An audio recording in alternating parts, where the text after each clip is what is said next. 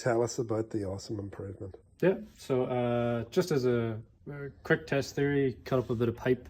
One of everybody's pet peeves is how do you put cables back? Now you had cables that were ended up sort of half wrapped. There's cables that had a bit of elastic band, and then you had weird cables like this. And All of it's ugly. all of it's ugly, and all of it's never in the right order because people just fire them back. And so what you've done is this. So what I've done is I've just Prototype. yeah, this is the prototype. If everybody agrees, then after a week or so, sort of happy enough, I'll make a wee 3D print and tilt them out and stick the labels and stuff on them. So this is just a prototype. So just as easy as, you know, you take your cable, you go ahead, you use your cable, and then there's no Faffing about. no with, faffing about do when I you're coming do back. it with a rubber band or what Do way it with do a I rubber put it? band, or some people, you know, wrap them up and then tuck the ends in, and then so now it's you just grab your two ends, you fold your cable, lift your cable, stick them in, and away Easy. you go.